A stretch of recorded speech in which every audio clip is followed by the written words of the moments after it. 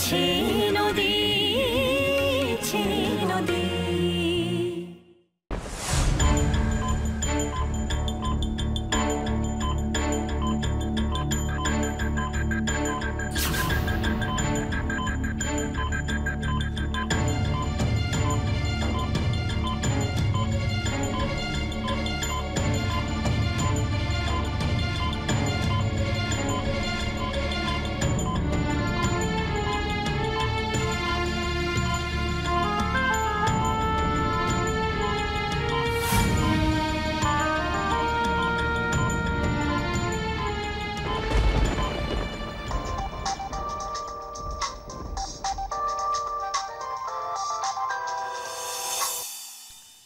হ্যাঁ বলো।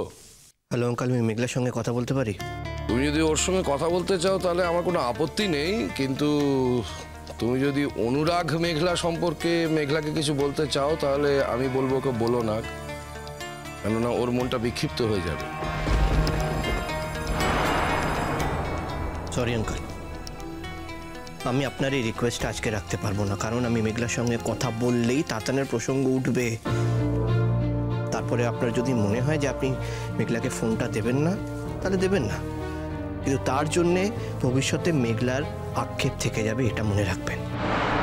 ঠিক বুঝলাম না। আপনি প্লিজ একবার মেঘলাকে ফোনটা দিন না, আমি ওর সঙ্গেই কথা বলতে চাই। আমি তোমার কথার মধ্যে কোনো একটা ইঙ্গিত আছে বুঝতে পারছি, কিন্তু ইঙ্গিতটা ঠিক ধরে উঠতে পারছি না। কিন্তু একই সঙ্গে তোমাকে বলবো যে তুমি যদি শুধু মনে করো যে মেঘলার অনুরাগের সঙ্গে সম্পর্কজনিত কারণেই কোনো আক্ষেপ আছে, তাহলে কিন্তু তুমি ভুল করছো।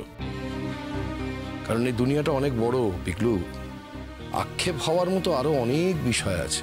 আঙ্কেল দেখুন, আমি জানি আপনি আপনার ফোনে ফোন করেছি, আপনি চাইলে মেঘলাকে ফোনটা নাই দিতে পারেন, আপনার অধিকার আছে, কিন্তু আপনি সেটা আমাকে স্পষ্টভাবে বলে দিন যে আমি মেঘলাকে ফোনটা হ্যান্ড ওভার করবো না। দেখো পিকলু, আমি নিজের মর্জি মতো কাজ করি না, আমি একজন ভদ্রলোক। তো তুমি যদি মেঘলার সঙ্গে কথা বলতে চাও তুমি বলতে পারো, কিন্তু আমি তোমাকে রিকোয়েস্ট করবো এমন কিছু বলো না যাতে আমার মেয়ের মনের স্থিতিটা নষ্ট হয়ে যায়। তুমি এখন বলছো যে তুমি যা বলবে তাতে সেরকম ধরনের ঘটনা ঘটতে পারে। এখন তোমরা যদি চেয়ে থাকো যে আমার মেয়ের মনের স্থিতিটা নষ্ট হয়ে যাক, করতে পারো। সেক্ষেত্রে আমাকে আরো একটু বেশি চেষ্টা করতে হবে যাতে আমার মেয়ের মনের স্থিতিটা বজায় থাকে। আঙ্কেল, আমি আপনাকে একটা কথা বলবো, আপনি প্লিজ কিছু মনে করবেন না। আমি আপনার কাছ থেকে অনেক কিছু শিখেছি, আমি আপনাকে শ্রদ্ধা করি, রেসপেক্ট করি, কিন্তু এই কথাটা না বলে আমি থাকতে পারছি না। একটা বয়সের পরে না ছেলে মেয়েদের মধ্যে ঢুকতে নেই,